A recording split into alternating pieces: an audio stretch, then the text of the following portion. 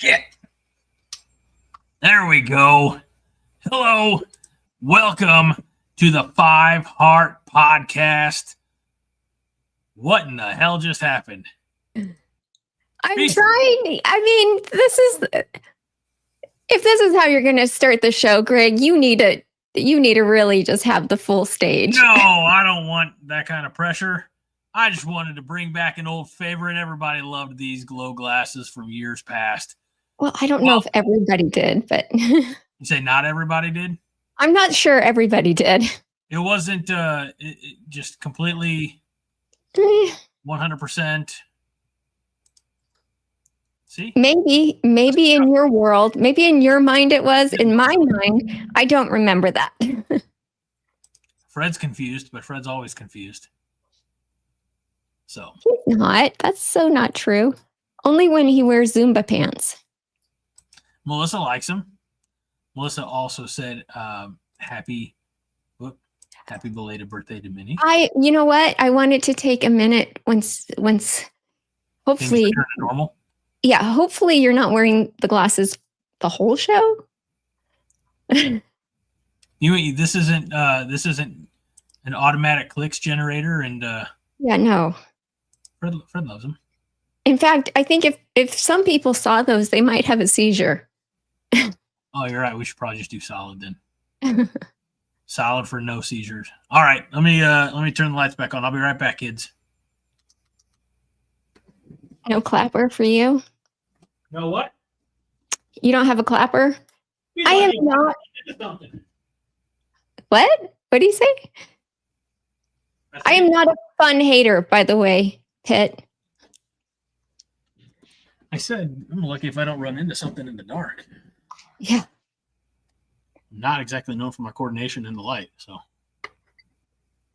there we go. Well, welcome, Greg. So hi, nice everybody. of you to join us. Welcome to the Five Heart Podcast live on YouTube, Facebook, and X. Back in the light, I apologize. Greg Mahashko, and of course, Minnie Hunt. Minnie, how are you doing tonight? How are you doing this week? I'm so good. This has been such a great week. I had a birthday. Yes. And there's people that were wishing me happy birthday. Gosh, you know what? I like having my birthday at the beginning of the week because it draws it out. You get birthday wishes all week long. It's wonderful. I would say it's not my experience with birthdays. So, except around here. Yes, Greg, we always been celebrated. So. We always throw you a party. It's true. More than I deserve. Yeah. We had a party. Almost missed it. Happy birthday from Beetle B. Oh, thank you, Beetle B. And thank you to everybody who wished me a happy birthday. There are two things that I got for my birthday that I really want to share, if that's okay. Share, show and tell, kind of. Of course. Okay. One of them, in one of my cards, I save every card I've ever gotten my entire life. It's just something I do. I love cards. Am I allowed? Well, probably too early to make jokes about age, right? Yeah. Well, you know what, Greg? Go ahead. I can take it because I've learned how to live with my age right now. And I still look way younger than you. That's fair. I was just going to say, at your age, the box to hold all those cards is probably really big. It's a decent size, yes.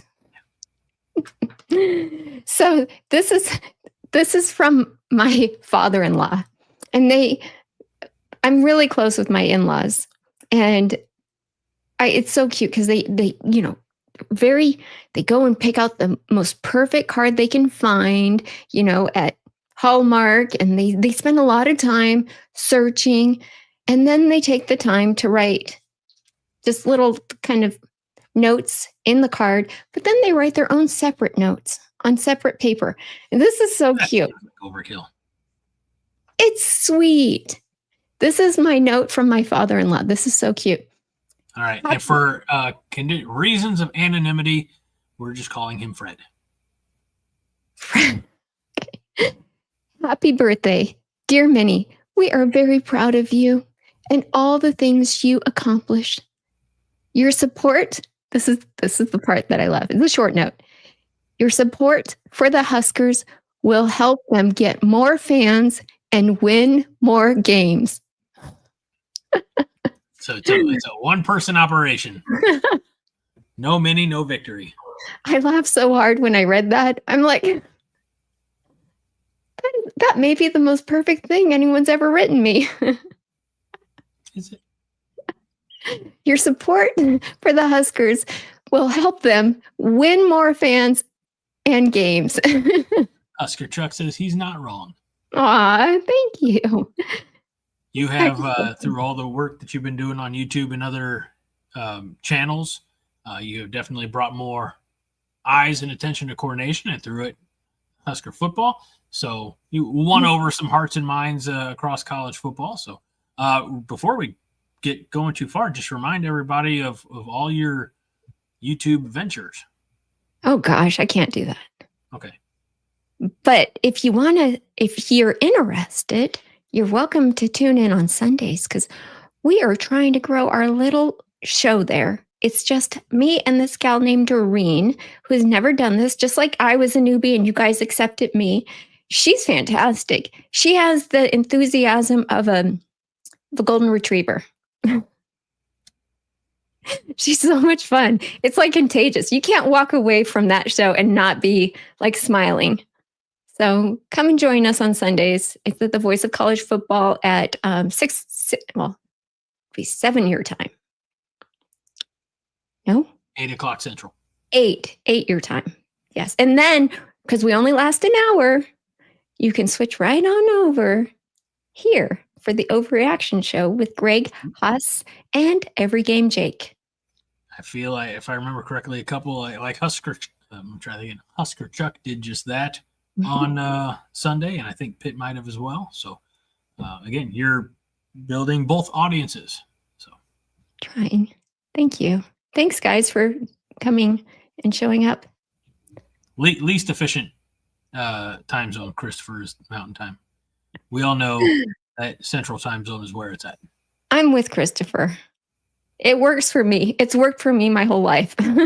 You're not even in a time zone. You're just Arizona. I know. We're too good to change our clocks. Dana says, Media Mogul Mini. Yes. Thank you, Dana. Triple M. The last thing, I know you guys know I lost my dog last week, and it was really tough on my family and me. And my nephew is an artist. He even has his own YouTube channel, which is kind of scary, but good. He makes cartoons. He's 14 years old, and I always say he's my favorite nephew. Well, I only have 3, and they're all my favorite. Sorry to the other 2 who may be watching this accidentally. He made a picture for me based off of a Facebook post I had, and it was me and my dog just kind of, cuddling. And look at this. Look at this. I hope it doesn't. Look how good that is. Yeah. No, there's not a bad glare or anything. So yeah, it's well done. Isn't that so cute? And at the top, he said, "We will forever miss you." I got to tell you, when I opened that, I started crying. I mean, I was happy and just like, it just meant so much. So I don't know. I'm such a sucker. It was those things and my girls making me a cake. They made it such a great birthday. I'm very happy. It was all sweet. Wonderful. Yeah. There was nothing Huskers really going on because we had a bye week. Right. But Beetle B says, damn, lost the dog. Get another one, please. Oh, I have 2 more. They've helped me get through this, so thank you. All right. Well, usually I'm the one who has a bunch of stuff to say at the beginning and is the reason that this at the beginning. I was going to save it for when I was going to save it for Minnie's tidbits at the end. I forgot that used to be a segment. Mini Spits. That's what it was. Mini Spits. Well, we can change it up and talk Nebraska sports, right? Oh, okay. Well, first, I feel like I have monopolized the conversation, Greg. How are you? How was your week? Good. I got home 20 minutes ago, or 10 minutes before the show started. So I've been working. Yeah. My oldest Garrett has his last soccer game tomorrow night, and it's a fun one. It's the third and fourth grade boys of the school versus the third and fourth grade girls. And honestly, I wouldn't be surprised if the girls don't win. So I feel like they are more focused than the boys in their classmate counterparts. Yeah. Wow. Are you happy that soccer's ending? Because I got to tell you, I want to throw a party when soccer is ending. There's going to be a little pizza party tomorrow night after the game, I think. But yeah, it'd be nice to get home and dinner, homework, things like that, without having to throw down a quick peanut butter sandwich and go out to wherever the soccer game is. So yeah, I'm kind of relieved. I don't think he's going to be playing any other sports ever. He's like, I'm not playing soccer next year. I'm like, well, you said that last year. Bless his heart. Bless his heart. So, and then the twins are the twins. So, fighting one another. And the younger twin, Matthew, had pictures today.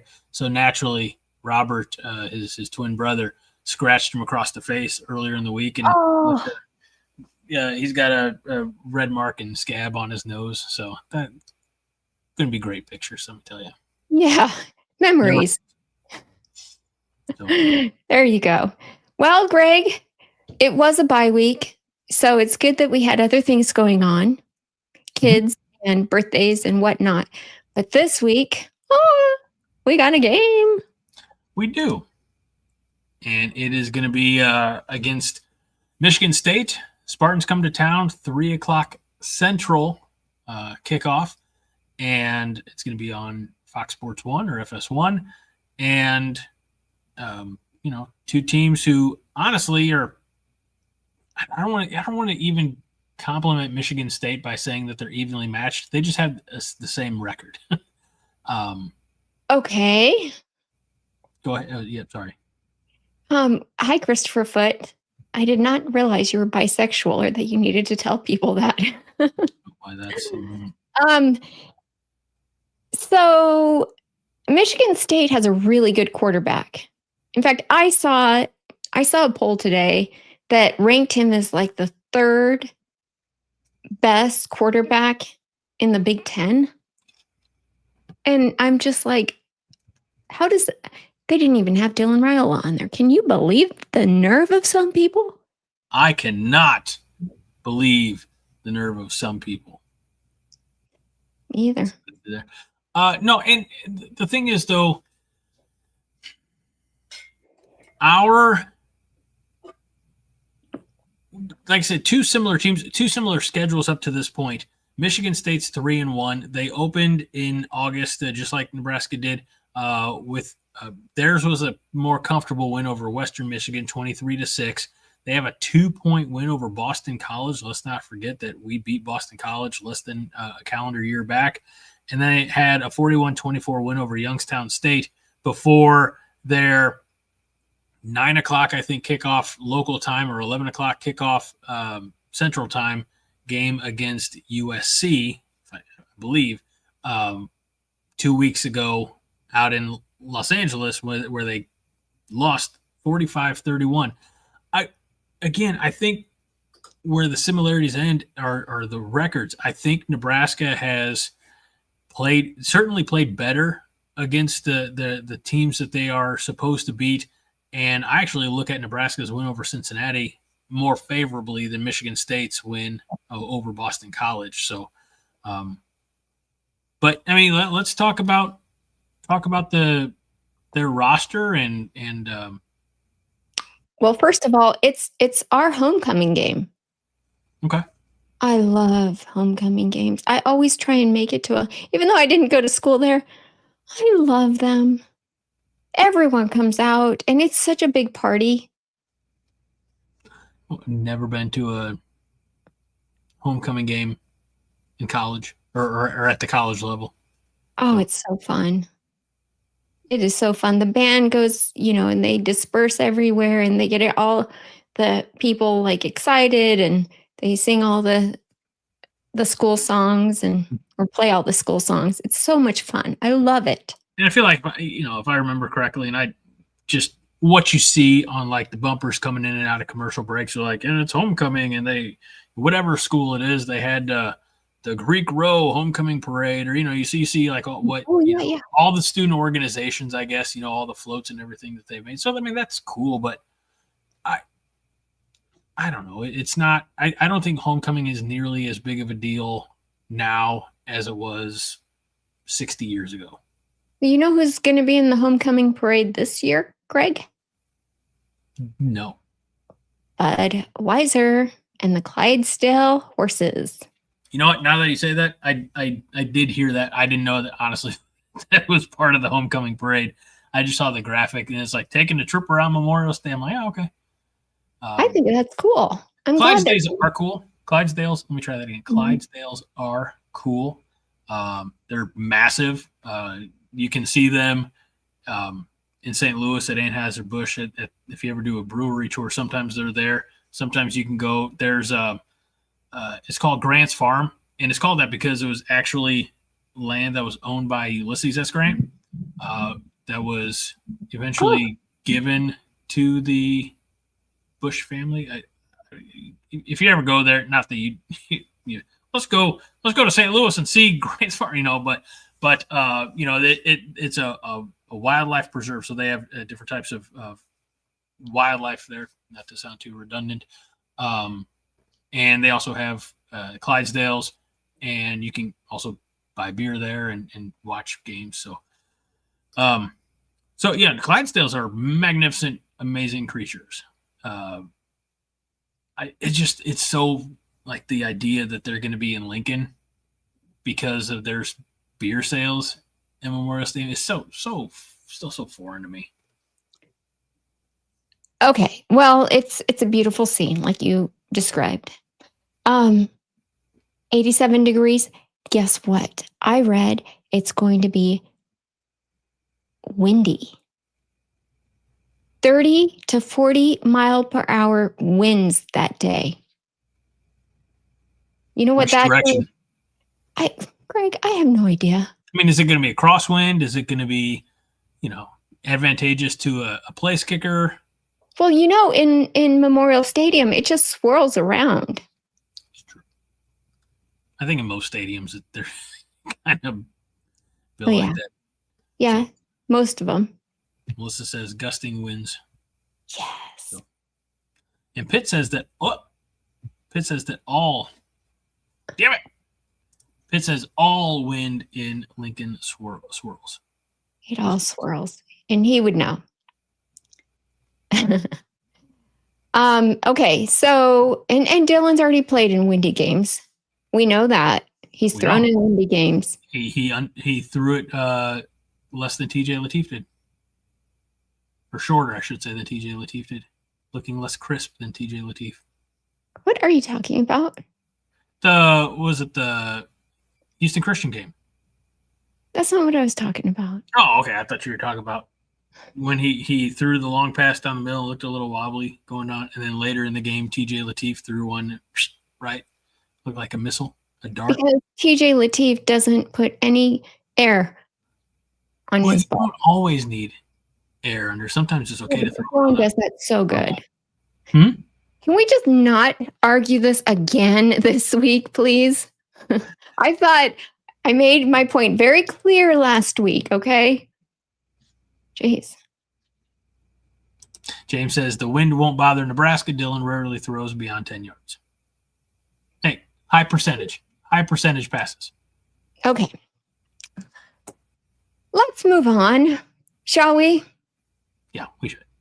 Okay. You want to start tackling this outline? Yes. The records and context. I think we just did. Right? Or am I wrong on that? Yeah, you did. Yes. So, courtesy of ESPN.com, Nebraska has explosive pass offense and elite pass defense. true. I mean, just look at what we did a couple weeks ago to Michigan. The game plan was to make Underwood beat us with his arm, beat us in the passing game. They didn't have to do that. But I remember there was a stat earlier in the year that Sierra Wright had only been targeted something like 4 times in maybe 3 games. So, we have some heavy hitters. We have a lot of veteran presence in the defensive backfield. I think it is to our strength, especially if other online, sources are saying that Michigan State's quarterback is, top 3 in the conference. Ridiculous. Let's talk about our passing offense, Minnie. Our passing offense. Where is that, Greg? I think you just jumped around. I'm under quick team identity. I can bring it back. Okay. Never mind. I'm sorry. I don't see where you are. Sorry. Anyway, I didn't know. I thought you had some stats or something about our passing offense. Well, I do. They're at the bottom. What in the hell? Yeah. Okay. All right. Sorry. Didn't realize. Okay. You didn't look at this outline, did you? No, I couldn't open it on my phone. Thanks. So Dylan Raiola has 1,407 yards, right? Or is that the total team? Because this is team pass yards. So does that include TJ Lateef, or is that just Dylan? I mean, you're jumping around everywhere. Okay, let's see. I don't know what I'm supposed to be doing. Yes. Okay, you got it. Yes. Team pass yards. Yes. Okay. So that's not just Dylan. That is the entire team. Yes. Okay. All right. Sorry. I think it's an important stat, and actually, I wanted to do something more with this, but 12 touchdowns through the air for Nebraska, only 1 interception through 4 games, and I'm going to credit Husk guys, although I know they credited somebody else. But it was a snapshot, a look of what Nebraska has done in recent years through 4 games in turnovers. If you'll indulge me, Nebraska has 2 turnovers through 4 games in 2025. In 2024, we had 4 turnovers in 4 games. In 2023, we had 10 turnovers in 4 games. In 2022, it was 9.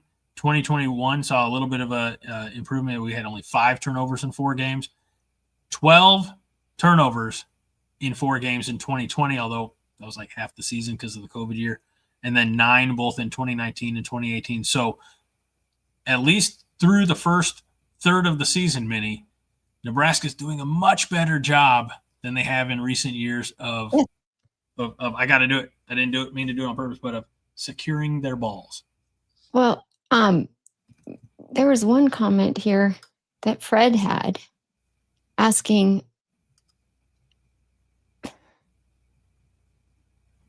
because Dylan throws with air under his balls. I don't know. Maybe it's in bad taste, but he said it. Fred. Keep it together, man. This is a Monday night. I don't know what y'all talk about on Monday nights. This is a classic show. Oh, you know what's so funny is Fred is so like PG. He really is. He lets it all out here.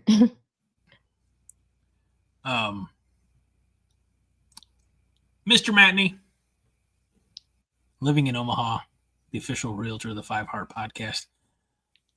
I'm going to challenge you by the end of this episode just to say something positive about Nebraska. Good. I like that. Yeah, please. Yeah. Because he needs it in his life. It'd be great if you're a fan, I know you're a fan. Let's just where's the hope? Great. Yes. Don't forget to remind people, or at least inform them, not remind them, inform them, because it wasn't in your description, that there will be a 5 Heart Theater tonight. There you go, everybody. There will be a 5 Heart Theater tonight. In my defense, when I wrote the description at whatever time it was late last night, I didn't know there would be a 5 Heart Theater tonight. So, Fred, you stop that. You could be more positive too, young man. So, I'm not here to dwell on the negative. I could. Good. There isn't much to dwell on. Okay, Greg, if you're going to be negative, guys, if you're going to be negative, and yes, I'm wagging my finger at you, watch the game again a couple of times. Watch the game again. And this time, you will watch it without that emotion because, right, we all thought that they were going to win. When you rewatch the game, you realize there's not a whole lot of mistakes against Michigan. There are a couple of blown assignments. Mm-hmm. And the fact that we're just undersized on a couple guys didn't have, their assignments right. I'll give you that. But I think that moving forward, you're going to see an improved team, even from that. And we almost beat Michigan. And Mr. Matney said, the sacks helped the interception ratio or whatever. Yeah, Dylan's been sacked 10 times in 4 games, but that is, he's not forcing bad passes. Mm-hmm. He's not running for his life. And granted, yes, I'll stop you all right there. There were a few times, including the game against Michigan, where he did try to, falling down and just try to get rid of it. They fell incomplete, tragedy averted. But by and large, it's better quarterback play than we had last year with freshman Dylan, than we had the year before with Jeff Sims. Not so much with Heinrich Harburg, but it is what it is. He thought that the better career path to the NFL was the tight end position. But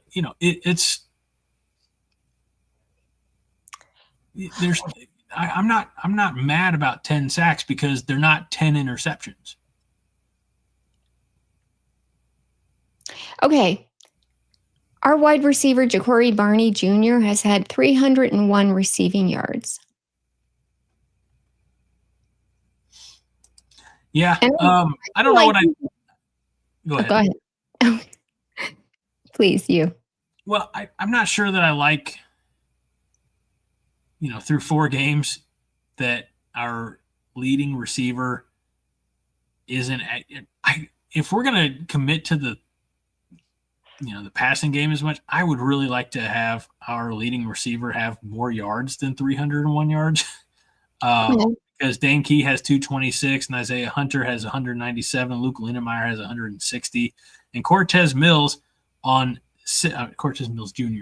on 6 receptions has 128 yards. So I guess kudos to the fact that we're spreading it around so much, but and part of that is, I'm sure, the hurting we put on Akron and the fact that the backups played half of the Houston Christian game. Otherwise, you probably see more production from Key and Hunter and Mills and Quinn Clark. Yeah. We had the, I guess, luxury, and maybe I shouldn't be bitching about it. We had the luxury of getting so deep into our, depth chart, into our wide receiver room in those games. And again, that was the greatest thing since sliced bread when it happened.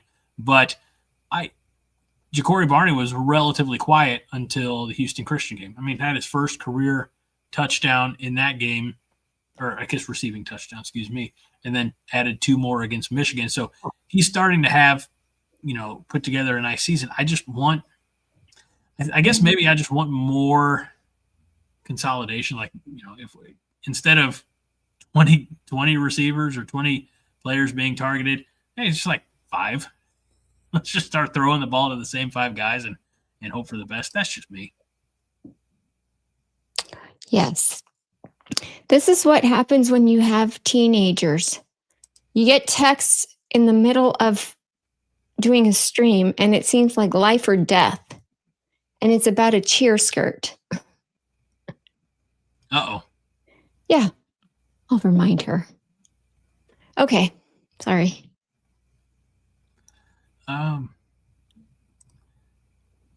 Josh is late and says, I'm late. What are we spreading around? I'm not going to answer that question.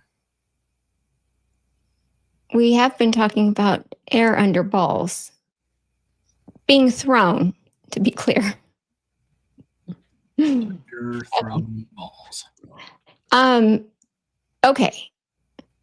How do we match up against Michigan? We know their quarterback. Michigan Isn't he a junior or Michigan State? Isn't he a junior? I think he's a junior. Yeah. Aiden Childs, 868 passing yards, 9 touchdowns, 1 interception. And he can run. 54 yards rushing with 2 touchdowns. So he's a little bit kind of like the Cincinnati quarterback, Brendan Sorsby. Yeah. I don't know. Statistically, I don't think he's, as far as running the ball, I don't think he's anywhere near Brendan Sorsby's caliber of a runner. And I think his passing yards are pretty pedestrian. For this season, he has a 57.1 completion percentage in conference play. And he only has 2. They played USC, just FYI. That's who they played in conference. All right. Well, then take the Western Michigan, the Boston College, which, by the way, they needed 2 overtimes to barely beat Boston College, and then Youngstown State, and he's still only at 68.6% for the year. He's not a 1,000-yard passer. Dylan is. 9 touchdowns, 1 interception. I like how you just said that, Greg. What did I say? About Dylan. Oops. Did I leave? No, still on. Okay. I just said he's, a 1,000-yard passer, and it just sounded so nice. So uplifting. I'm trying. Thank you. See, I'm putting on my trying face. I appreciate it. So I don't know.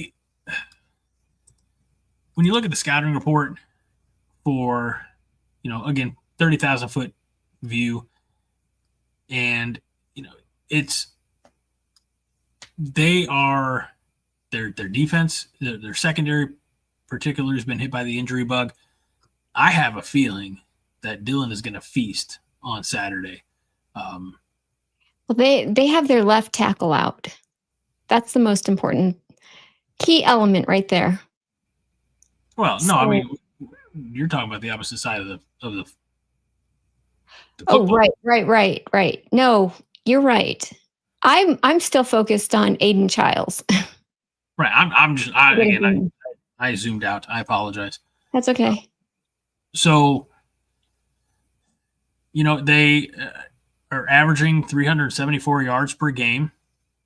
And, I want to say it's fairly balanced, 220 yards passing, 154 rushing. But you're right, with their left tackle out, how are they going to, for lack of a better term, compensate for that? Maybe they're going to try to rely more on the running game. And if that's what they attempt to do, can Nebraska run defend better against Michigan State, against a little brother, than they did against Michigan almost 2 weeks ago? We can certainly hope that our coaches put in some new wrinkles, or at least, made some adjustments, be it personnel or be it just, I don't know, schemes, stunts, packages, whatever it may be, to be able to fill some of those gaps. Gap integrity is, once again, now that you're in the Big Ten, gap integrity is going to be pivotal each and every week.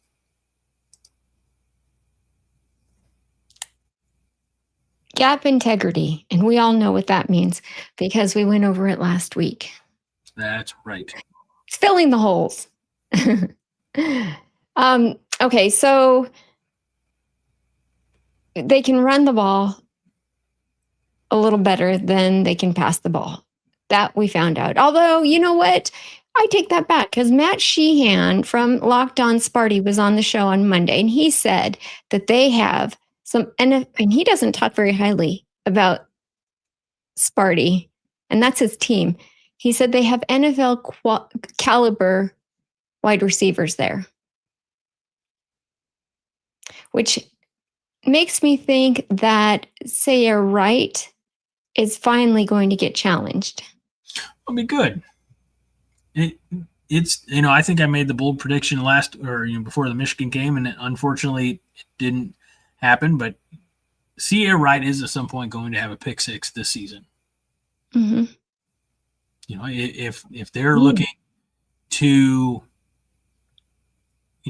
try to move the ball downfield in chunks, let him sit back and pick them off. I was hoping in my brain would find a more eloquent way to or articulate that, but it didn't quite happen. So I have a lot of confidence in all of our DBs, whether it's Wright, Malcolm Hartzog again, who had that game clinching interception against Cincinnati.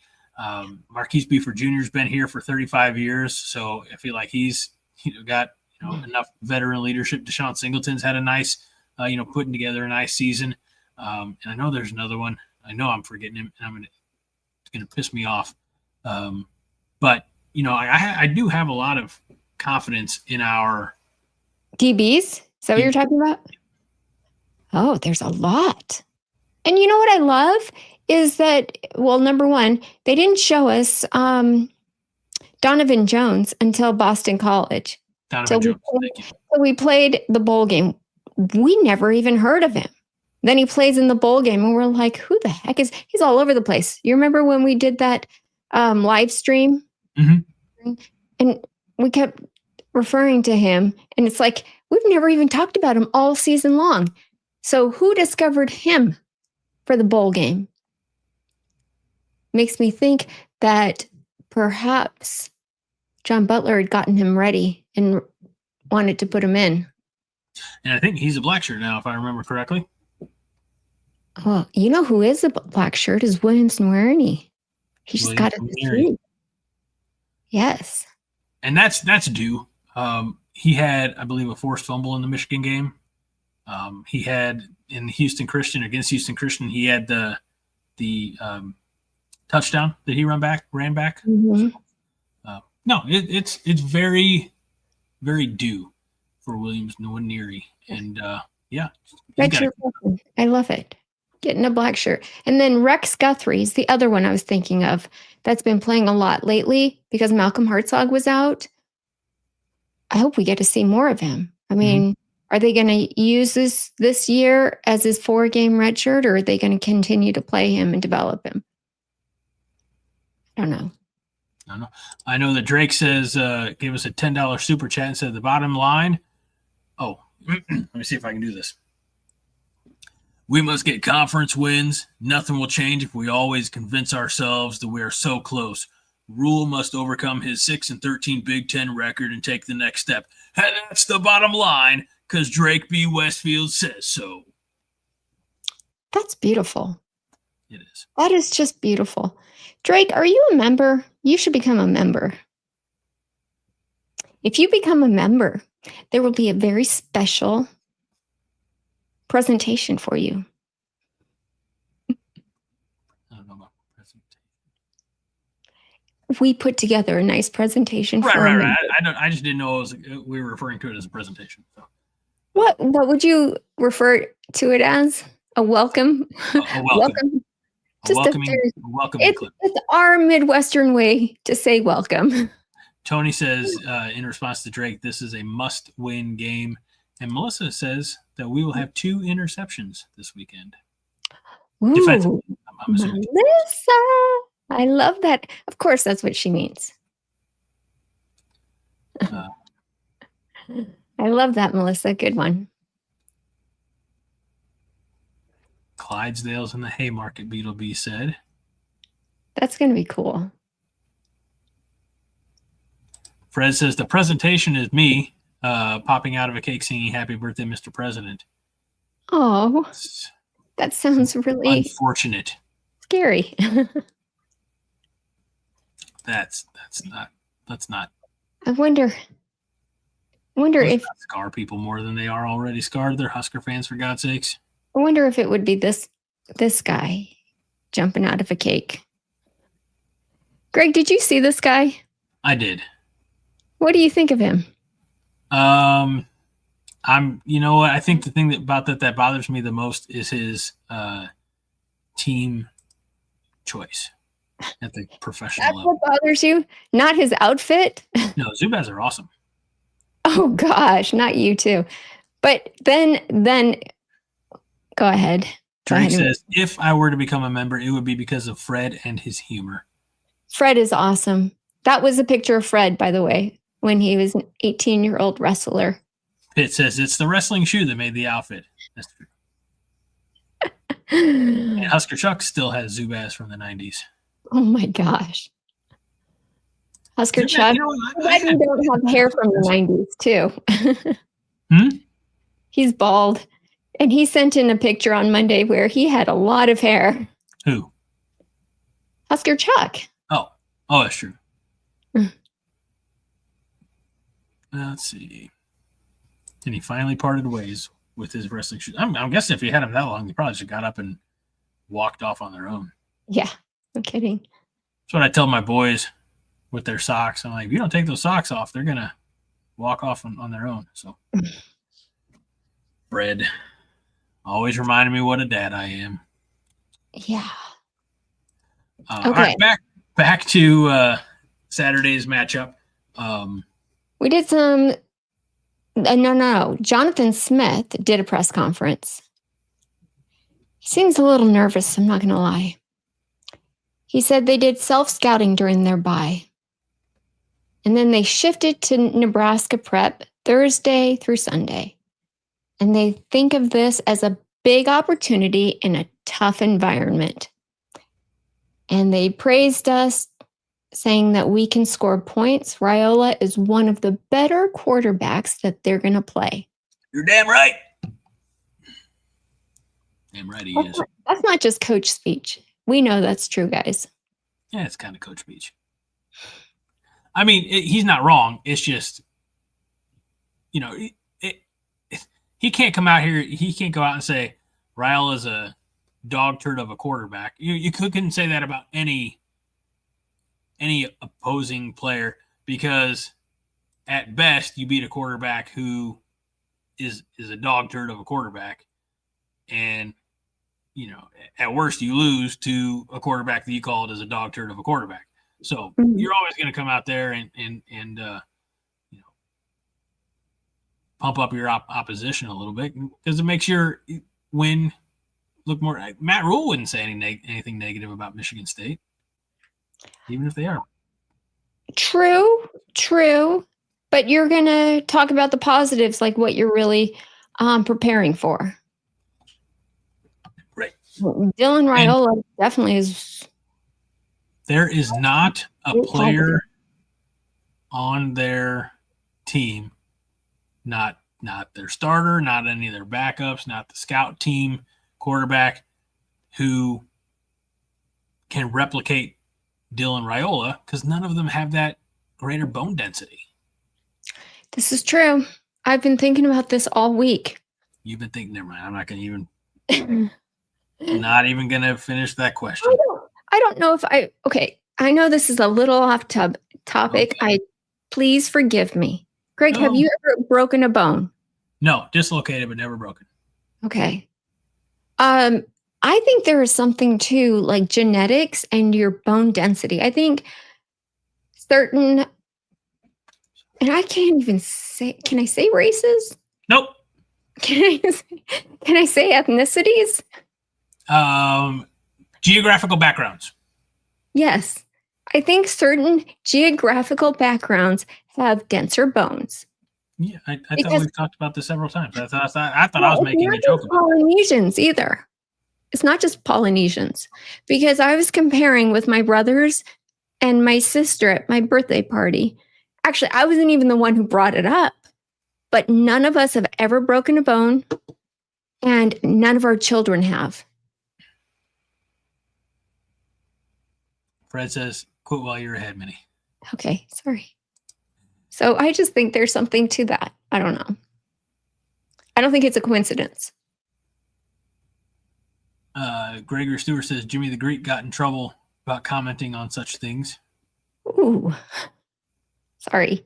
I'm not trying to alienate anybody. I'm just thinking, well, we're all Native American, Indian.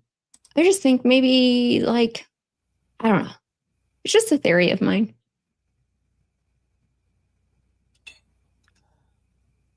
I mean, I've never broken. Remember that guy from New Mexico that we tried to get? That big old guy? Yeah. He was Navajo Indian. I thought you were going to say he's got 14 broken bones as a freshman. No.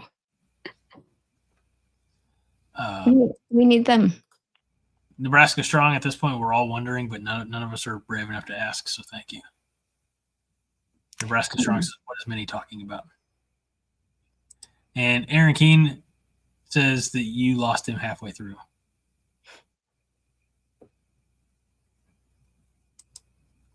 So, thanks. I'll just go over here in the corner. Oh, you can't do that. You're the host of the show. You can't go in the corner. You got to stay.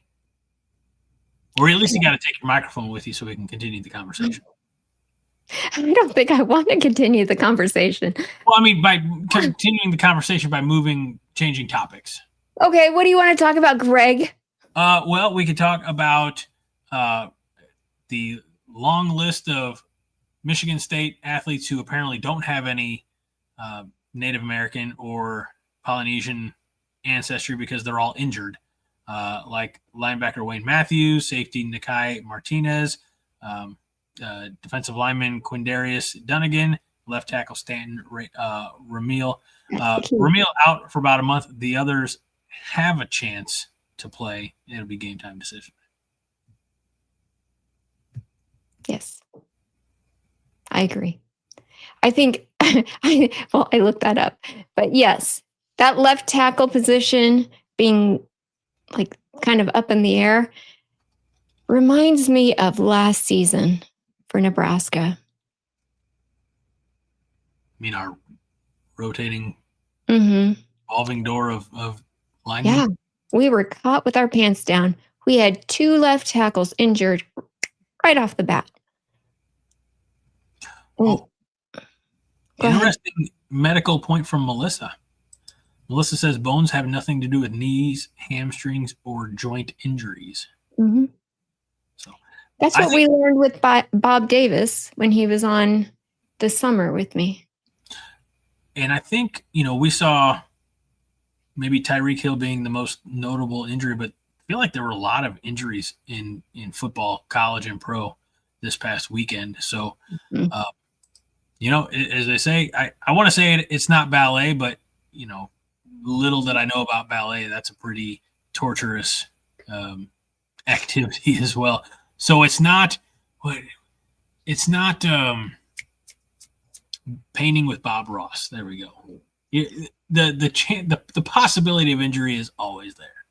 So yes, it is, and that's what's scary. That's why all the conditioning is so important. Right. Demetrius Bell apparently was practicing, and then how he was out because of his pulled hamstring. He pulled the other one. Sometimes guys will rip both their quads in one night. Crazy things happen. Yeah.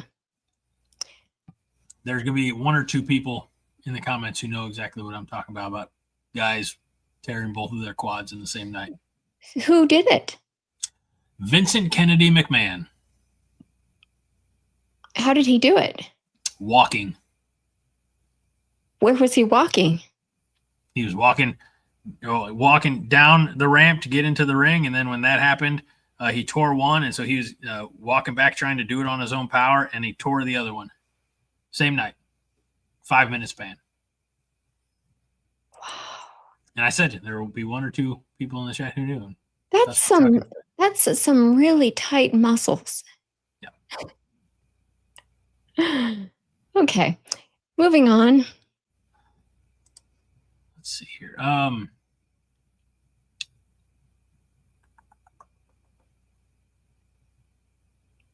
So I like.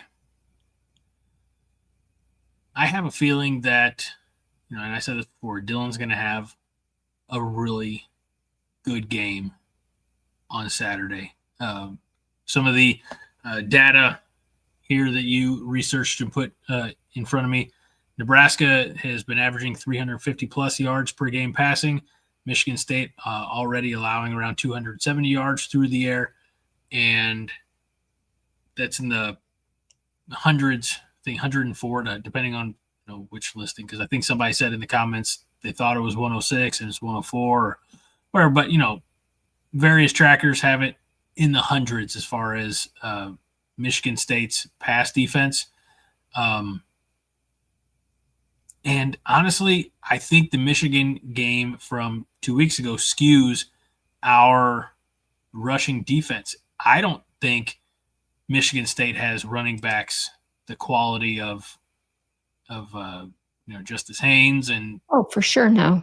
I was going to be inadvertently disrespectful, but the other young man, and their the quarterback here is not Bryce Underwood, so I'm not. While the stat based, favors Michigan State and their 154 yards per game based on Nebraska allowing 173. We were not allowing 173 prior to Michigan.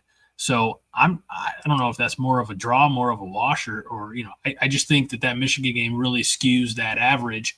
I think it's much closer, much more honest to say that, yes, statistically we give up, but 173. But if you take away some of those big runs by Michigan, then which are anomalies.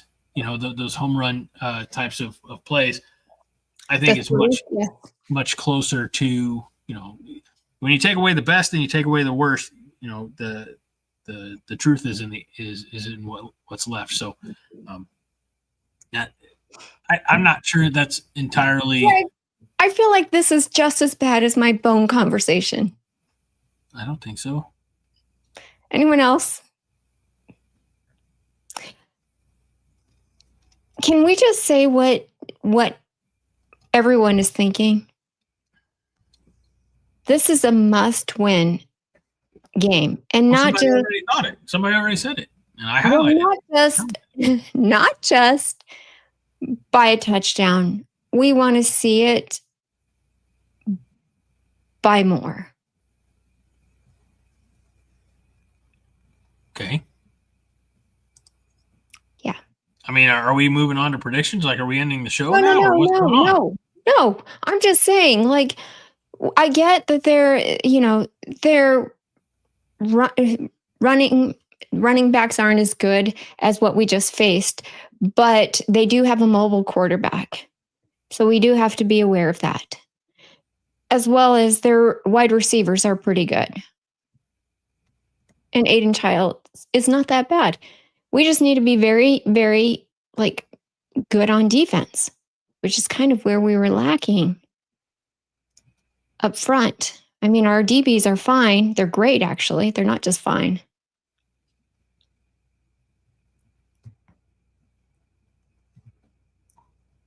So, like the Michigan game, this one's going to be won or lost in the trenches? Is that what you're telling me? I think the way that we win this game is by scoring a lot. You mean wait, hold on. I want to make sure I'm understanding you. Are we going to win the game by scoring more than our opponents? Shut up. I knew with your tone, what was coming next. Yes, Greg, that is what I meant. But a lot more, okay? I love this comment by Corby. Great to see you, Corby. Corby says, we're catching the dub this weekend, ladies and gents. Living in Michigan, I've been laughed at too long by MSU fans. Yeah. We don't want to get laughed at anymore. I've got to tell you guys, I watch a lot of other YouTube shows, and I comment, and everyone knows that I'm a Husker fan. Yes, we do got this one. Sometimes I just point at them just for the benefit of the people watching. I apologize. What do you mean? Well, I wasn't trying to distract you with the comment. I was just pointing so that other people could read it. Oh, okay. I wasn't trying to throw you off of what you were saying. It gets done so easily. You can just yell squirrel. I forget where I was.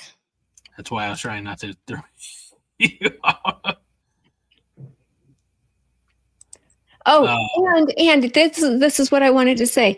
There's people right now in college football who literally think that we're delusional to thinking that we're back. They think that we are at the most a 7-win team. I've heard it all bye week, and I am disgusted by it. And I just want to prove to everybody that we're not that team. I know we're not. No, again, I still think that this is great. Corby watches the show. We haven't seen Corby much live, but Nebraska Strong said, Minnie, we thought you liked Minnesota and PJ Fleck. No. And I highlighted that because I wanted to get your thoughts on his locker room body surfing that he did. Mm-hmm. But then Corby takes the cake and says that PJ hasn't paid you enough Fleck bucks yet to switch sides. Okay, really? Not you too, Corby. What is great to see you, Corby? Okay. I didn't say we're back. I didn't say we're back. Like back to like the 90s level, okay? Because I don't know what that even means. I just think that is like pie in the sky. I mean that we are actually not, we're a good team. Didn't we show that we're a good team against Michigan? Or am I mistaken? I think one of the things that I like most about that game, there were opportunities for Nebraska players to fold, to retreat, to tuck their tail and start being like, oh, here we go again. And to their credit, they fought their ass off to the very end. That is a mindset shift that we haven't seen in a few years. You know, you really had to exterminate, eliminate whatever the bad elements. Like, this is a team that won. Like, I saw somebody say earlier, like, we're a pissed off team. You know, I think there were some of those comments in the post-game reaction after Michigan.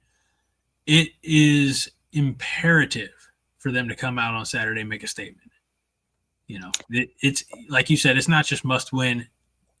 It needs to be an ass whooping. Yeah, it needs to be. And what I define as that is at least by 14 points. Is that fair? Yep. That's what I want. And I even hope for more. Corby says, sorry, I can't, don't always make the live, but I catch every podcast every week on my drive to work. Well, we appreciate it. Thank you. Thank you, Corby. For keeping us alive up there in whether it's, we'll just say in Michigan. I didn't know if it was East Lansing or Michigan State territory or Wolverine territory. Thanks for taking us with you up there in Michigan. And whether you're at home, at work, or on the road, we appreciate you however you enjoy the show, be it live on YouTube, Facebook, or X, or in audio form. We appreciate you more than you know. But you should try and make the live, especially with the chat, because that's the most fun. You should. But we're not going to drop X because we did that last week and nobody showed up. Nobody came over and joined us. So we're just going to keep you around on X. We're not here to piss anybody off. Greg, you don't know how this works. I'll explain it to you later. All right. Okay. So here's the thing. If you are here with us tonight or watching this later, I'm going to show you something very, very special. This is something, but I think I know what you're going to do, and you really don't need to do it because I think you did it on Monday. Yes. There's no need for that. I really want to do. Okay, because here's the thing that most people don't know about you, Greg. You love to wear suits. I mean, I was a senior in high school. I didn't really have a choice. You're a kid walking around in a suit. No. What's the deal with this ring? Is my class ring? Why is it so big? It's a men's class ring. It's pretty standard size, I think. Pitt, do you have that tie? Oh my gosh. Do you still have that tie, Greg? Hold on. I'll find out. How would you know? Oh, he's actually leaving to find out. Okay. I was going to take this picture and put it right next to a current picture of him in a suit and see if there's any difference. The only difference, I assure you, the only difference is he has facial hair and gray hair now. That's it. Otherwise, it's the same person. So I'm so glad that people participated so I can use their pictures over and over again. No, I didn't have class read. No, I did not. Okay, so where are we? We're at Michigan State's Pass D struggles. Did we talk about that? By the numbers, opponents are 94 for 139, 1,054 yards, 9 touchdowns, and 2 interceptions through 4 games. They're about 112th in defensive pass efficiency, which, as we said before, they have some, defensive backs that are not healthy right now. That could be part of the reason. Do you still have the tie? Shut up. Oh my gosh, Greg. Move it over. Oh my gosh. How old is that tie? Well, I graduated in 2000, so at least 26 years old. Oh my gosh. Yeah. I got a lot of ties now, so. Was that your lucky tie? Was that your lucky tie? No, I don't have a lucky tie. Well, thank you for sharing that. Corby says, look at that handsome devil. Thank you. And not a Green Lantern ring. I do have one. Don't judge me.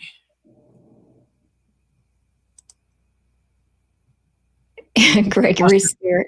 Husker Chuck says, like Minnie didn't have some guy's class ring hanging around from your neck in high school. No. Yeah. In the 80s, wasn't it?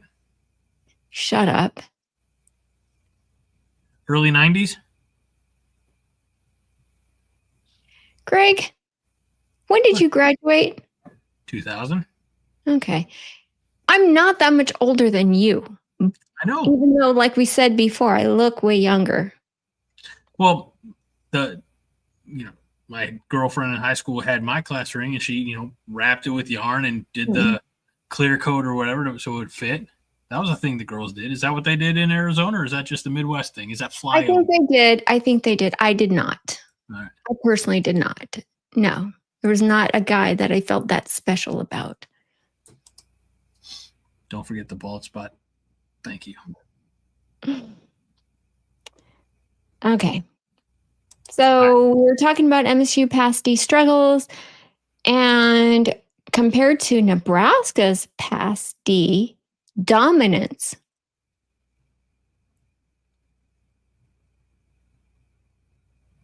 Nebraska, number 1 in FBS in pass yards allowed, entering week 6 at 75.8 yards a game.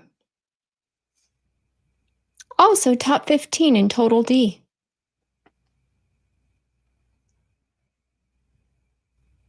Compared to where, MSU is. So I'm pretty impressed. You mean top 15 in the conference or top 15 nationals? Well, you know what I mean. I know. Yeah, I really honestly just think that this game's not going to be nearly as close as a lot of the national talking heads think it's going to be. Mm-hmm. So I agree. So, okay. We just hope that Aiden Childs doesn't suddenly turn into a Brendan Swords runner. Yeah, 2.0. And start throwing to those NFL quarterbacks or wide receivers that they have. Gregory says that Aiden Childs is a dual threat quarterback. Again, this could be me being negative. I just don't see it. He is. He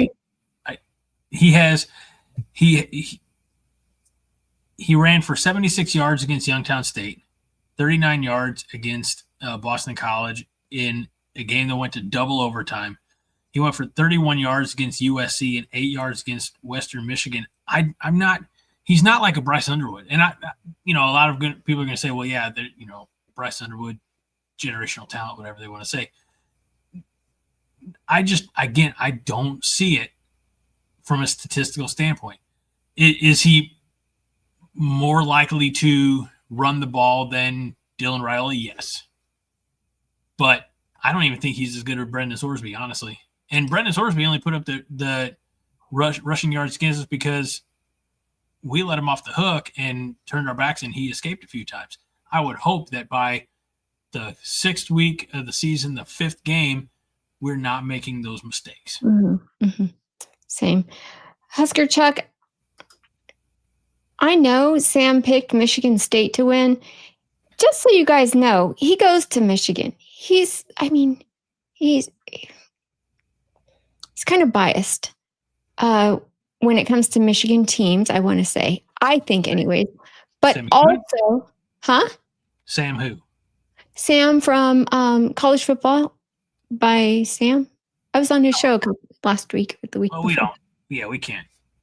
Well, he's very good generally at picking. And he spends the majority of his time running statistics.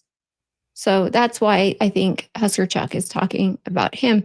But I also want to say he also doesn't want to pick Nebraska because he's been burned by picking Nebraska so many times. We all have. Yeah, we all have. But I see the upward trajectory here, especially from the last game that we had. We had a bye week. It's sitting in their minds like we're a different team. We are a winning team, not a different team. We're just a winning team. We're winners, and they want to show us that they're winners. Okay. I did a little research myself ahead of tonight's show. And the research that I came across was, I was imagining that people were going to have a lot of inquiries or a lot of concerns about coming out of a bye week. Okay. And so I pulled every game after in Matt Rule's head coaching college career. So Temple, Baylor, and Nebraska. Wait, can you answer this question first? No, I didn't, Greggle. You didn't Greggle anything. I knew where to go. The information. I didn't Greggle it. I just went to like Huskers.com. I went to Baylor's website. I went to Temple's website. So I didn't actually Greggle anything. Okay. But if it makes you feel better, Rostovsky, we can play the little jingle and, you know. Forget it. You ruined it for me. Sorry. So if you had to guess, we'll start here. If you had to guess Matt Rule's record in games after the bye week, what do you think it is? And I'll even give you a hint and say 12 games. There have been in Matt Rule's coaching career, not including last week because we haven't played the game after, 12 bye weeks, 12 games after. What would be your guess as far as Matt Rule's record coming out of the bye week? Matt Rule's record coming out of his bye. Are you Greggling right now? Somebody has to. I mean, I already know the answer. Wait. Tony says 6-6. James Boardman says 3-9. Christopher says 12-0, although that might have been a guess. I don't know. 7-4. You know, I've done the research. Let me speak on this. Okay. So at Temple, in 3 seasons, in his first season, they had that like odd week 0 game. So they actually had 3 bye weeks in 2014. And in 3 seasons at Temple, he went 4-1, with the only loss being in November against Cincinnati, of all teams. In 3 years at Baylor, 4 bowl games, and he split 2-2. And 2 seasons in Nebraska, 3 bye games, he is 1-2. Going back to 2023, after a 20-7 win over Illinois, there was a bye week October 14th, and coming out of the bye week, beat Northwestern 17-9. And last year, lost to UCLA, or well, let's do it in chronological order. Beat Rutgers 14-7, had a bye week October 12th, came out and lost big to Indiana, right? We all remember that, 56-7. And then in November, lost to UCLA 27-20, bye week November 9th, and came back on the 16th and lost the game that you were actually at USC. So as a head coach in college, Matt Rule is 7-5 in games after the bye week. 7-5. Now, that may concern some people, right? Like, oh gosh, it's only, what are we going to do? And I could even break it down for you more and say, what's the record when he went into a bowl game, or I'm sorry, a bye week with a loss coming out. I didn't break that number down. I could have, I should have. I'm sorry. I feel bad, but that's more important overall, Greg. Get it together. If you're going to give us stats, at least Greggle some stats, will you?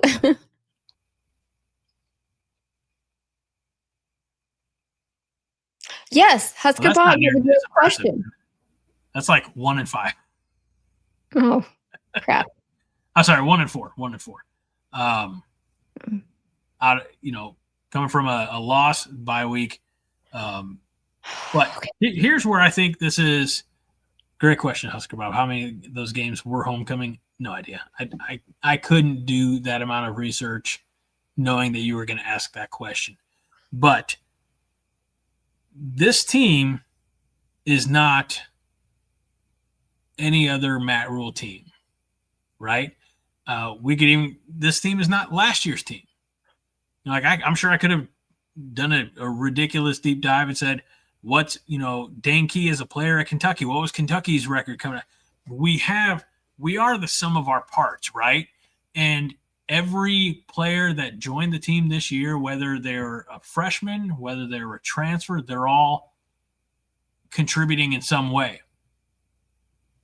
I have a lot of confidence coming out of the bye week that Nebraska is not just going to take care of business, but they're going to do it emphatically. And it starts with Matt Rule. I think Matt Rule, he's not body surfing because he's not a fucking clown. But you can't tell me that there's not a player in that locker room who wouldn't run through a brick wall for Matt Rule. You can kind of see it. You've got I think Dylan has a very quiet but confident leadership.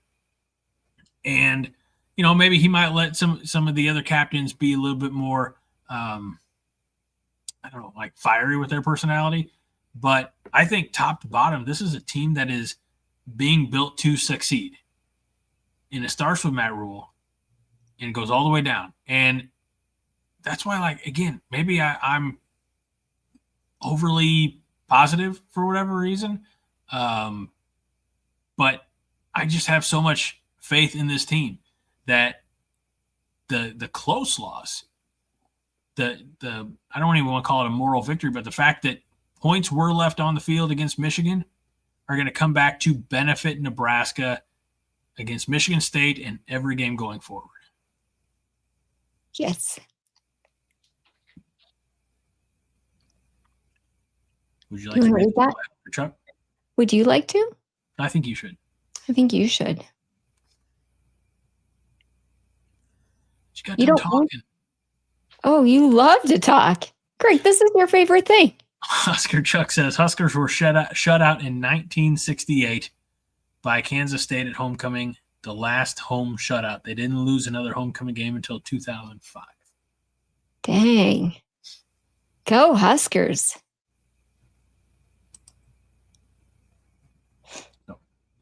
I love that. Apparently we have people who were talking about what they lettered in. Did you letter in anything? Yeah, baseball. Ooh. You never know by looking at me, but there was at one point that I was on the baseball team. No, I know. I remember you saying that. No. You were also played golf, but they... Yeah, that's a fun... Well, we don't have time for that story. So, played freshman basketball, and I just got tired of the running. So, at the end, the running the washboards or suicides, or depending on what they call them regionally, that was no fun for me. So,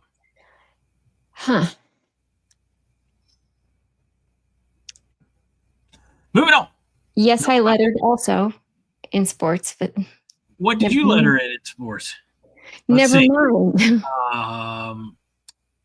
Forget it, Greg. You weren't even going to. I'm not even going to tell you now. What did you letter in? We're all curious. No, you're not. I mean, they might be, but you're not. All right, everybody, stop what you're doing. Stop the comment that you're typing right now. And ask Minnie what she lettered in. Everyone could imagine what I lettered in. I'm sure. It's not a far-fetched thing. Yes. Cheer, basketball, and softball. We did not have swimming. No swimming. Tony asks if you were the center on the basketball team. Sometimes, yes. And James wants to know if you lettered in debate. No, I wish I had. I was in speech club. I loved it. I was in every club there was, if you can imagine. Yeah. I see that. Over ambitious. Pad the resume, make it look good for college entrance applications. I just liked being involved in stuff. I don't know, knowing everybody. That's what I loved. There were 82 kids in my high school graduating class, so I pretty well knew everybody. Yeah, so did I. But I don't know. I just liked the people and I didn't. That was it. All right. Minnie, what else do we have about this wonderful matchup coming up on Saturday? Let's see here.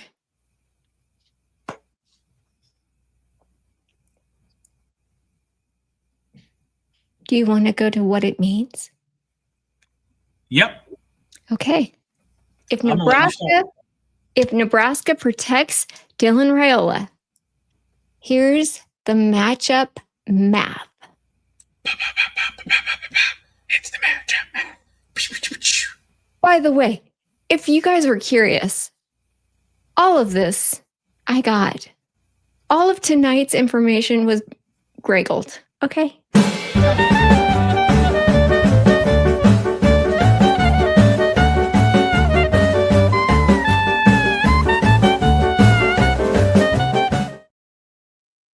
Okay.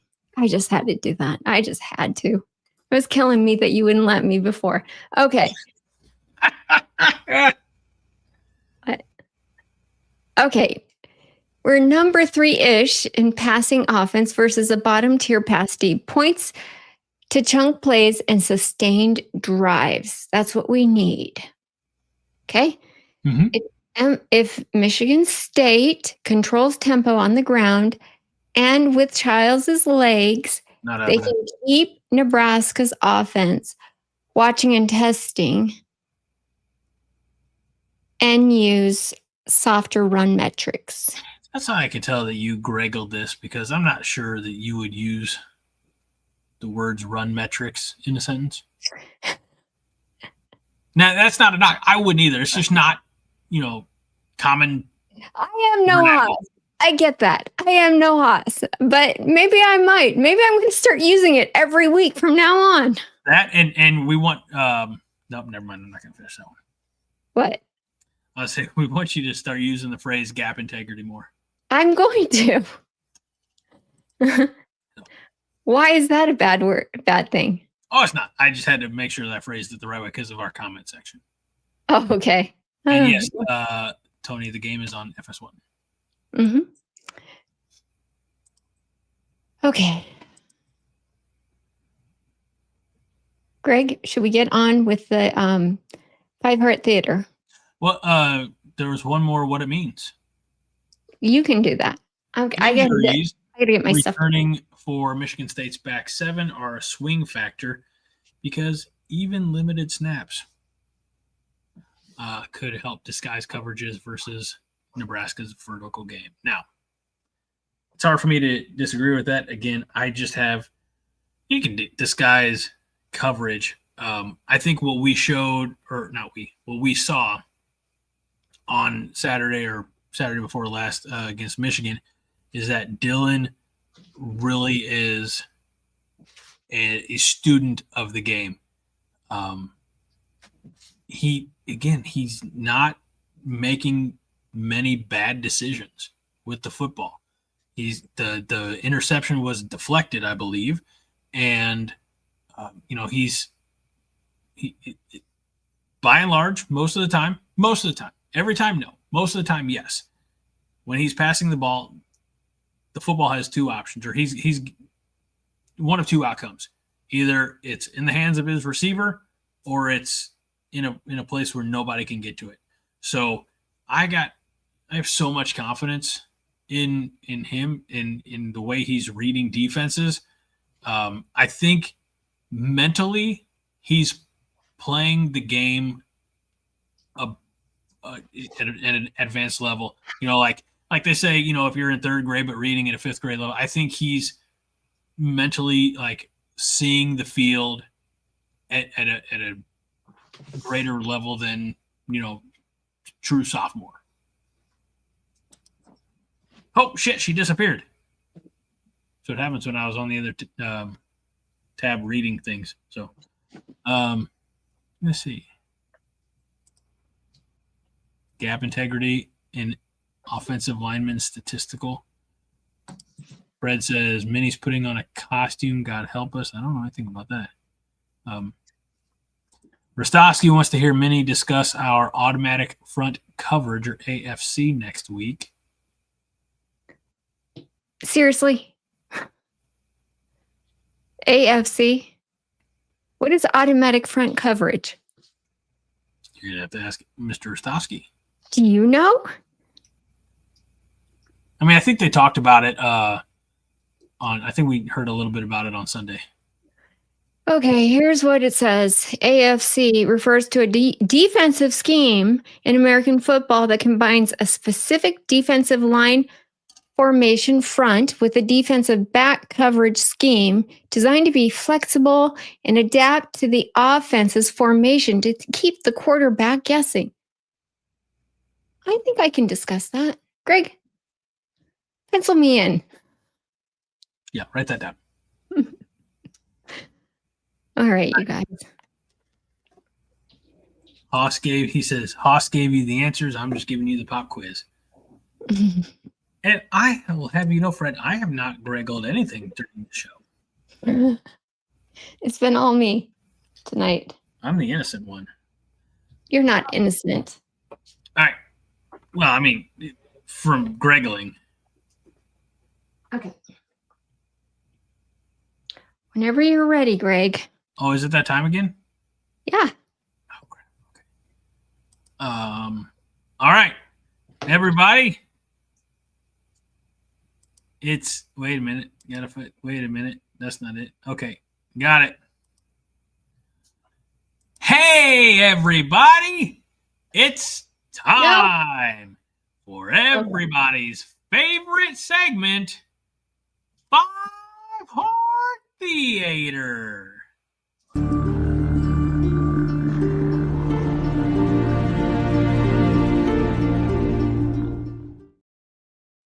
I was told to wear these again for some reason. I don't know. Am I supposed to wear these? I can't remember. Yes. Okay. Here, let's double down. Okay. The title of this week's episode, Rule Aid and Reality Checks. Ladies and gentlemen, boys and girls, Husker fans of all ages, welcome back to Five Heart Theater. Can we take a moment, just one shining moment, to appreciate the fact that Dylan Raiola is the guy, our leader, our play caller, our quarterback, the chosen one. Yeah. Oh, yeah. He's amazing. No doubt. Dylan Raiola's a Superman. But even Superman needs help. Greg, he can't throw passes and block at the same time. True, but he almost could. I mean, really, he probably could. You see those throws against Michigan? Raiola's the real deal. Nebraska's got a quarterback again, and the Big Ten should be scared.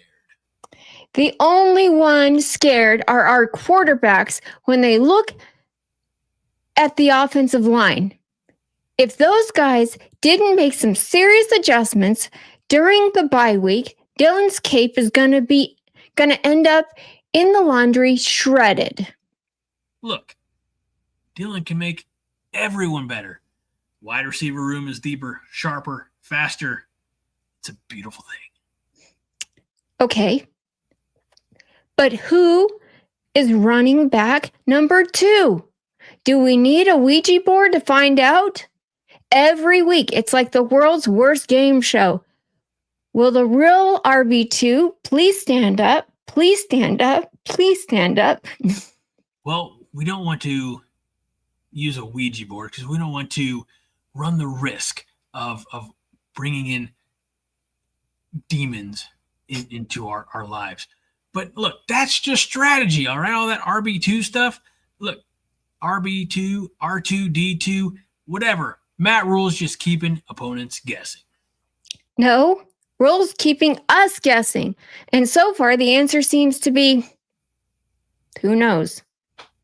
Look, I don't want you to worry. We've got depth. We've got Mosey. We've got Ives, Mills Jr., plenty of options. Yeah, options. We've got more rotating backs than a merry-go-round, and half of them forget to tackle on defense. Look. Michigan's over, all right? probably the best front seven we'll see all year. Bye week's over, adjustments are made. You got to have faith, right? That's what Limp Bizkit said. You got to have faith. Now it's Michigan State, and we're winning. Book it. Greg, adjustments made? This O-line has been adjusting for the past 20 years. I'll believe it when I see it. If Raiola's running for his life against Sparty, we're doomed. Hey, you don't go to the chiropractor for an adjustment and think that you're fixed in one session. You got to go back and back and back. It's called improvement. And you're just being so pessimistic. We're 3-1. Michigan State barely got past Boston College. I told you, double overtime. Raiola's about to carve them up like that delicious Christmas ham. I just hope he doesn't carve up like a turkey. Protect Superman, or it's kryptonite time. To Dylan Raiola, the quarterback we've been dreaming of, RB2, wherever you may be, and to an offensive line that surely, definitely, probably learned how to block over the bye week. And to Husker fans everywhere, I hope your blood pressure survives 4 quarters. Go Big Red.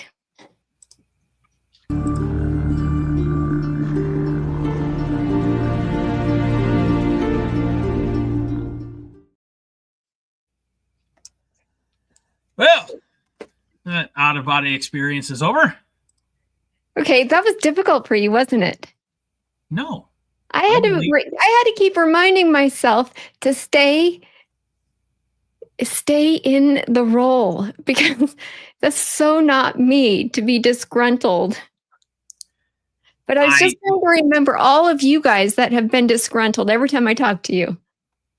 No, I think it's important for people to know that I have range as an actor.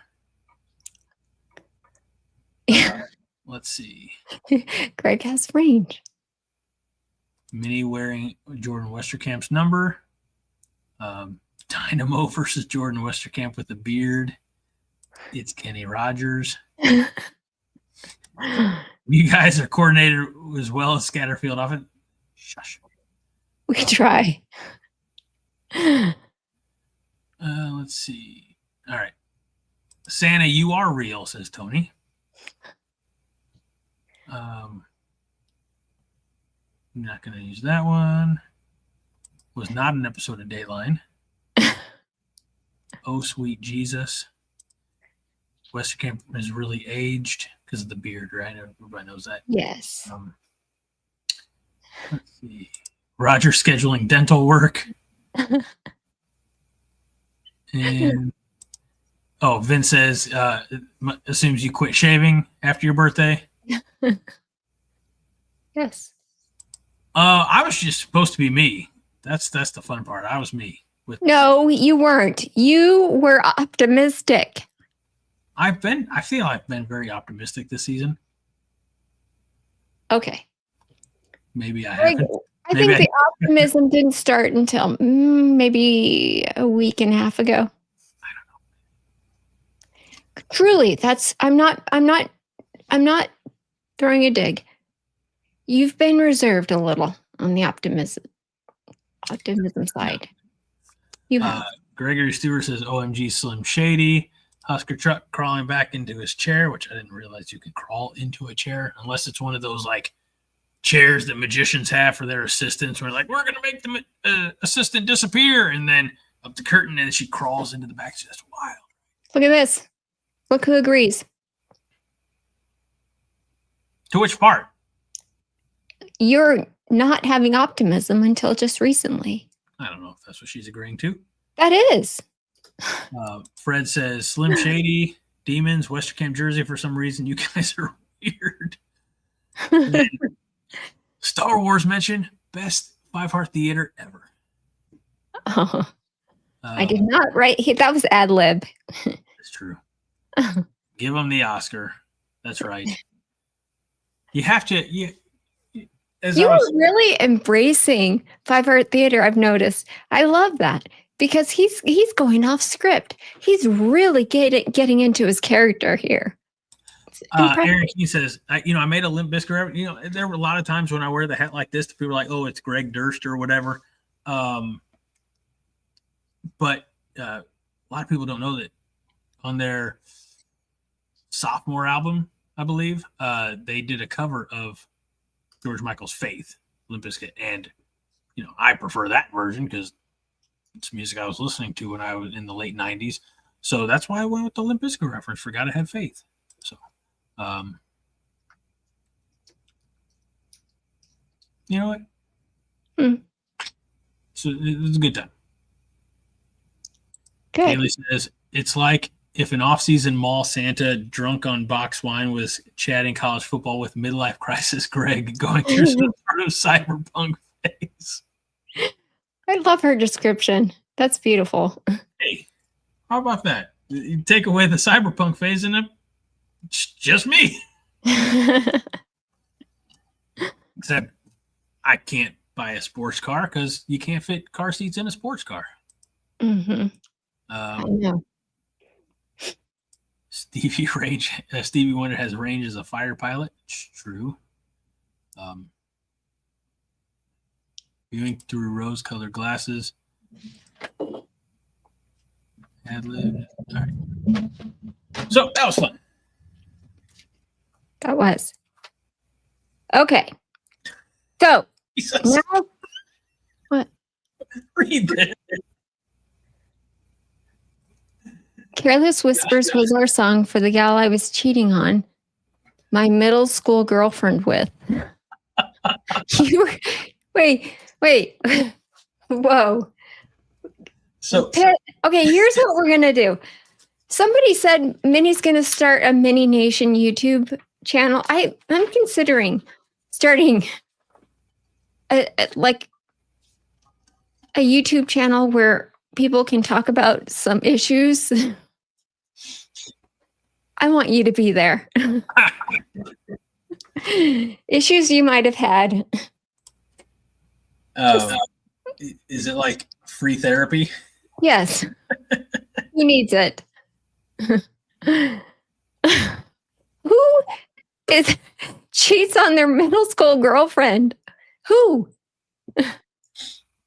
Husker Chuck awards 10 pit points to Pitt, says he fell out of his chair again. No, that is just crazy. Careless Whisper was George Michael, right? It wasn't Wham. I think it was specifically George Michael. Why are you asking me like I should know? Christopher Foote was asking. I was seeking verification. Oh, I don't know. I'd have to Greggle that. Oh, we don't have time for that. Okay.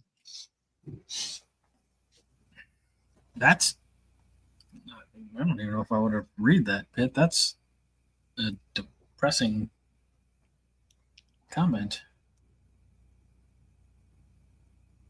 Whoa.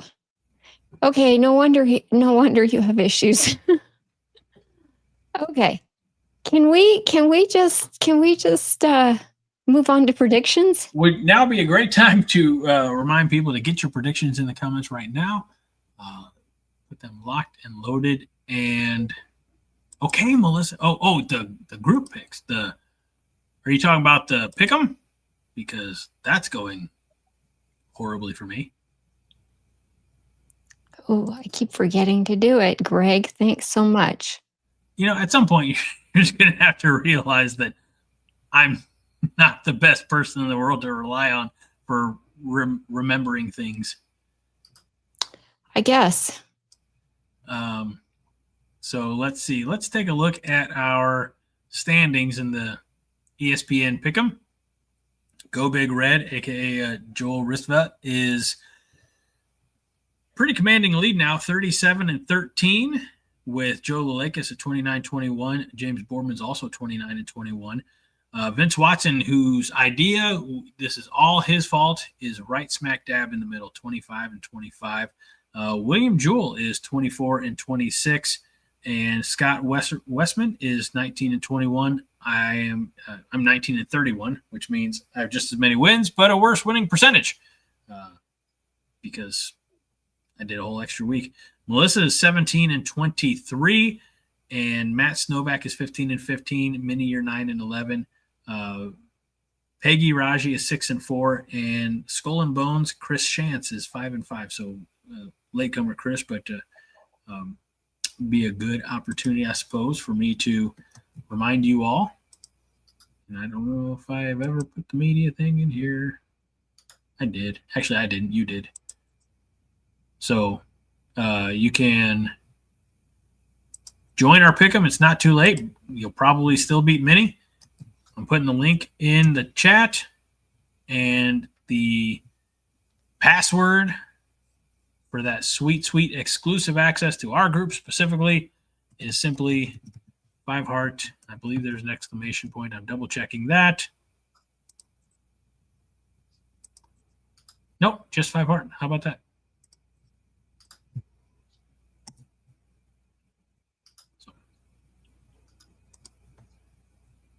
Minnie, are you there? You're awfully quiet. I'm here. No, I'm here. Okay. I was making sure I was clicking on all of the score predictions. Yes. Trying to stay up on it. Before we get, I'm going to do some of the non-prediction comments first. Like this, when Josh was still around, he says, if I was Michigan State, I'd come out and run literally every play until Nebraska shows we can stop it. So It would be a quick 3 and out, and then they'd start passing because we believe. Okay. Melissa, speaking of our defensive line, says, y'all got to realize that our defensive line is young. They will get better. It's true. That is true. And Work Harder says, yo, from North Dakota. Welcome. Howdy. From North Dakota. From Southern Illinois. Hello. From Phoenix, Arizona. Joe Laleka says the keys to the game will be number 1, pass rush, number 2, rush defense, and number 3, rushing offense. So nothing to do with that passing game that we talked about. Because, look, Dylan showed against Michigan that he could still throw for 300 yards while running for his life. So let's see. Fred says Minnie Diaco Hunt. Thank you. You started that one. I'm not even sure why. Well, because he said that when I was talking about bone density. Oh, okay. Do you realize? Okay, I know why. Okay, I didn't mention this before. Stop it. Greg, I can just tell just by your body language. I had an itch on the back of my head. I'm ready.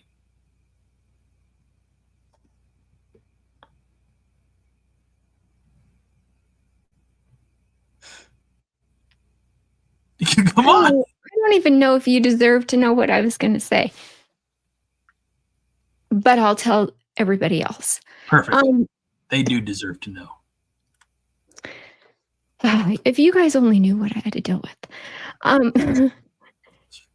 So I was going to say Cam Linhart tipped the ball. It was right off his fingertips. And he was wearing a cast on that hand against Michigan, and he could have intercepted it if the cast wasn't there. Broken bones matter. That's all I'm saying. Oh, okay. Yeah, I agree. I think it would suck to play football with a broken hand. Yeah. Or any other, So kudos to Cam Linhart for just. We had a quarterback who played with a broken thumb and a broken jaw the entire season. I think, we got to get strong bones. We need to drink more milk. Milk builds healthy bones. Let's see. Fred said earlier, Michigan State has a mobile quarterback. We have an immobile quarterback. And Roger says Heinrich and Latif are mobile. But Heinrich and TJ are not going to be being our primary go-to quarterbacks. So, so we already addressed that one. Yeah, I think Corbin makes a great point. Can we all admit that Cincy was a better win than people give us credit for? Sorsby was a menace to Kansas last weekend, and they have a really good chance, honestly, of going in against Iowa State. And I'm not going to say that they're picked to win by 1.5 points, but still they're picked to win. It's Iowa State. Dang. It's in Ames, right? Oh, I don't know where it is, but Didn't Iowa State beat Iowa? They did. Yeah, they did. So, I mean, I'm telling you, since I said that to you guys, and I remember everyone was laughing at me, every single person. I said, Cincinnati is a better team than we think. Do you remember that, Greg? I don't remember laughing. It's everybody else. Okay. Oh, it's at Cincinnati. Okay. All right. Let's see here. I know you believed me, Justin. Thank you. A lot of scores. Make sure. Okay. Real quick before we get to scores, we almost had a whole other topic on the show tonight. We were going to be joined by Beth to talk about volleyball because tomorrow it's Nebraska versus Penn State, and it was actually a rematch of the national semifinal. She wanted to be on the show. Her daughter's volleyball game got rescheduled, and they weren't actually starting until like a half hour before we were going to start the show. She's like, I don't think I'm going to be able to make it. So watch. I'm sure it's going to be televised. Make sure you watch, support the volleyball team. It's going to be a battle. Penn State's really solid again this year, so they're back, I suppose some may say. So go Big Red on the volleyball court as well. So all right, now to some predictions. Melissa says 42-16 Huskers.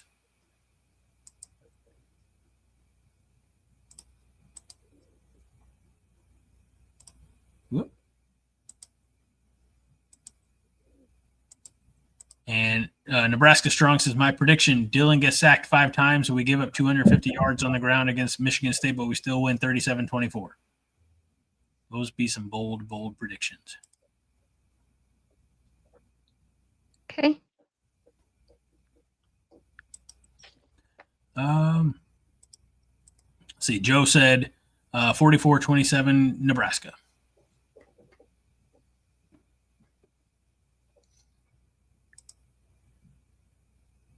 Corby says 38-24, and we pull away late.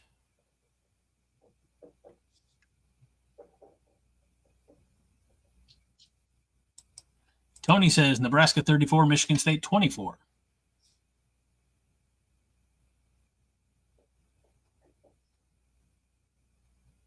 Okay.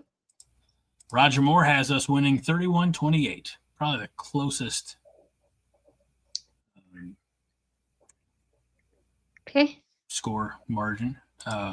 James Borman says Nebraska 41-35 in overtime. Michigan State has their field goal blocked in OT. On the Huskers' first play in overtime, Dylan hits Emmett on the wheel route for a touchdown. That's a bold prediction. That is really getting into it. Hopefully this one doesn't go into overtime. But James says 41-35. Okay.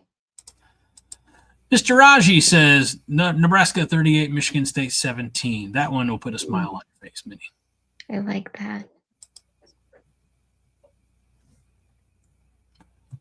Gregory says Nebraska 35, Michigan State 32 in overtime.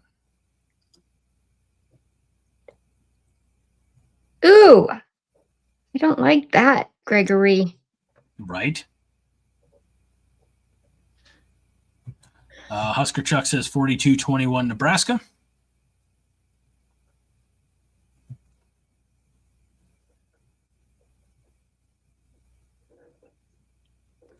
Okay. And Christopher says 45-20 Huskers, and defense scores a touchdown. Ooh. I even like that because that even, you could say there's a defensive, or Nebraska has a defensive score, which could be a safety, but the fact that you specified touchdown, I like that. Big fan. Melissa already got hers. Vince Watson says 37-20 Nebraska.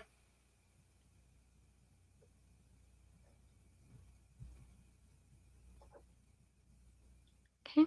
And just to, really Price is Right this thing, Brett says 37-21.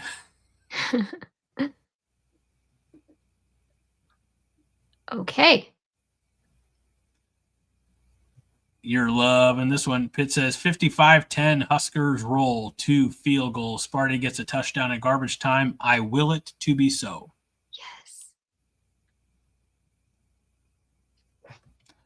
Yes. Fred says Pitt 55-10 is that the score or Bielema's pant size? Why not both? Although I imagine just never mind. Husker Bob says 51-23 Nebraska. Husker Bob, good one. And the last one that I have starred is, and by I mean you because you started. Highlander Gun says 31-17 Huskers.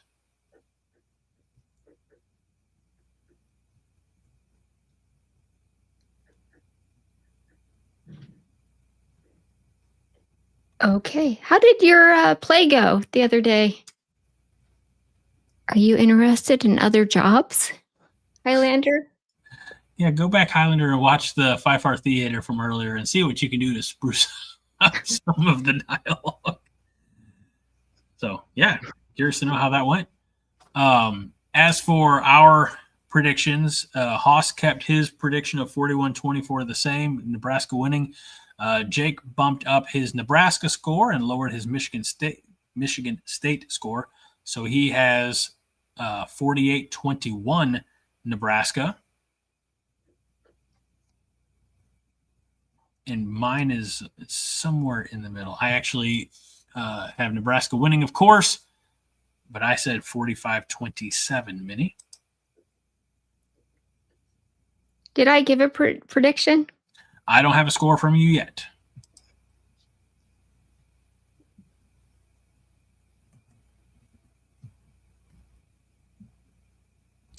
Let's do 41-17. Perfect. Here's another one for you. No, I'm on it. Oh, wait. He already gave his. Yeah, I have it written down. Okay.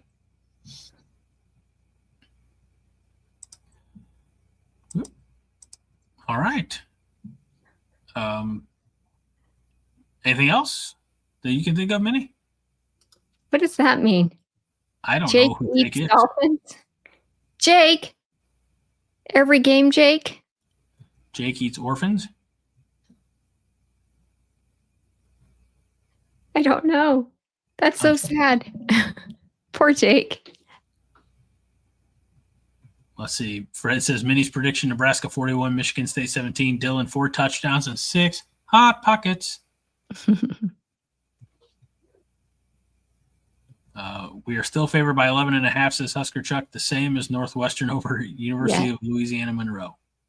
So, that's an interesting topic, and I know we're getting to the 2-hour mark here, but the bottom of the Big Ten, they're bad. Who's worse, right? Between UCLA, Purdue, and Northwestern. Wisconsin. Don't forget about Wisconsin. There you go, Tony. There's your besmirching if you're still here. I mean, I think I think UCLA just basically they gave up the rest of the season. I mean, they fired everybody. Yeah. Could you imagine being that, I can't say his last name. I'm Maliva, the quarterback. Nico? Yeah, Nico. Right. I mean, honestly, I think, and then the counterpart now who is, at Tennessee, because they essentially traded, as odd as that sounds, and he's doing pretty well. Yeah. He's probably looking at that going, what did I do? Why? Well, it's really weird because I don't think anybody would have had Indiana at the top of the standings. Indiana and Oregon are the only teams that are 2-0. USC has a third Big Ten game in there, so they're 2-1. But you have Rutgers winless, Wisconsin, Washington is winless, although they played Ohio State, the defending national champs. So, and it wasn't a horrible game, but UCLA is just not good. They're 0-4. At least Wisconsin won a couple of games, but just dare I say, nothing meaningful. So I don't know. I think that Nebraska has a chance, and I think we talked about this on Sunday. Nebraska has a chance.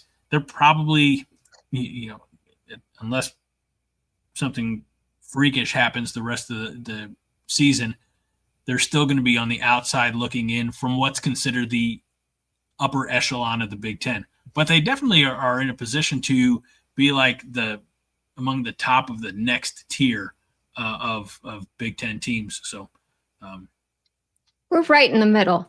There's a big, in the Big Ten, 18 teams. That's a lot of teams. But there's a big chunk right in the middle that are right where we are, where it's like anybody's guess. Yeah. So they think, but we know better. We know that we have a good team. We have a better team, I believe, than any other mid-tier team. Well, and, with us having the bye week last week, I followed some scores and updates a little closer than I usually would. But, I was pretty right last week when I said that Indiana was going to go to Iowa City and the Hawkeyes were going to drag them down to their level into a rock fight. And, that's exactly what happened. Illinois comes off of that big loss to Indiana and they walk off USC on a field goal. Just there's a lot of parity in the middle. And then you have Oregon going to Happy Valley and winning that in 2 overtimes. And, Haas and Jake were saying on Sunday night, they're like, Penn State's, offensive line, defensive lines are not as like Michigan's the best offensive and defensive lines that Nebraska is going to face this year. And we still kind of almost won, So if anything, I think people need to put the negativity in the rear view and really start approaching the next 8 games with some positivity, because anything is possible. Greg, I'm sorry.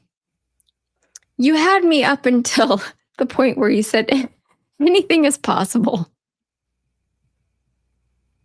Okay. I was too vague. My apologies. No, you were doing so good, and then you just left it like that. Anything is. That's like one of my least favorite sayings. There was no way for me to know that. Or, it is what it is. It's like, what? Okay. Anything is possible. Melissa says anything is possible as long as Dylan stays healthy. Yes. All right. Nice pep talk, Coach. That's what I'm here for. Anything else, Minnie? Nope, that's it. All right. That'll do it for this episode of the 5 Heart Podcast. Thanks, as always, to all of you who continue to make this show what it is, and the interaction and just your lively conversation. We appreciate you greatly. We look forward to next week when we can visit with all of you again. Same corn time, same corn. No, I don't know. 9 o'clock Central next week for the 5 Heart Podcast. So for Minnie Hunt, I'm Greg Mahashko. This is the 5 Heart Podcast. We remind you each and every week that 5 Heart is all the heart you need. Minnie? And go Big Red. Beat Michigan State. It's true. Better happen.